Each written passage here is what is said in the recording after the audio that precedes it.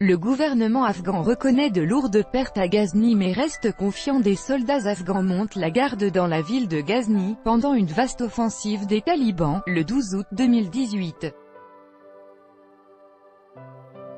Reuters, Stringer en Afghanistan, le gouvernement a déclaré ce lundi 13 août la mort d'au moins 100 membres des forces spéciales afghanes depuis le début des combats.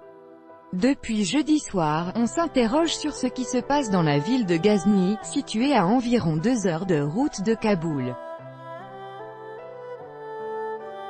Ghazni est-elle tombée aux mains des talibans ou reste-t-elle encore sous le contrôle du gouvernement afghan? Depuis le début de l'assaut donné jeudi dernier, 100 membres des forces de sécurité, 30 civils et près de 200 talibans auraient été tués, selon le gouvernement afghan. 9 raids aériens ont été effectués au cours de la seule journée de lundi, coûtant la vie à environ 95 talibans, a affirmé le ministre de la Défense Tariq Shabarami. L'opération de nettoyage de la ville a commencé dans 4 directions, a-t-il poursuivi, promettant des changements considérables dans les prochaines 24 heures. Dans le principal hôpital de la ville, les médicaments se raréfient à mesure que les blessés arrivent. Les cadavres s'amoncellent dans cet établissement, débordé, selon la Croix-Rouge. L'armée afghane optimiste. La confusion règne dans cette ville de 280 000 habitants. Les réseaux de communication sont coupés et les déclarations contradictoires. Ce lundi 13 août, le ministère afghan de la Défense a affirmé avoir toujours le contrôle des principaux bâtiments publics de Ghazni. De même que le porte-parole des forces américaines en Afghanistan, qui a qualifié l'offensive talibane de « tentative ratée ».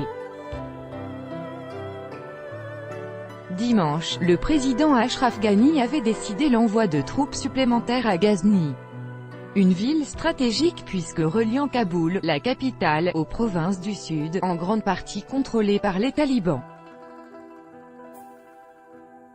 Les talibans revendiquent la victoire. Des affirmations qui contredisent certains habitants de la ville et des vidéos postées sur les réseaux sociaux, selon lesquelles des talibans déambuleraient dans les rues, incendiant des bâtiments publics.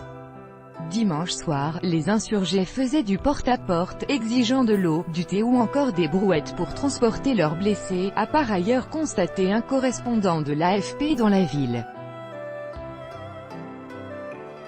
Leur porte-parole Zabihullah Mujahid a qualifié de « sans fondement » les annonces des autorités afghanes. Des discussions sont en cours pour la reddition des forces afghanes, a-t-il affirmé sur Twitter.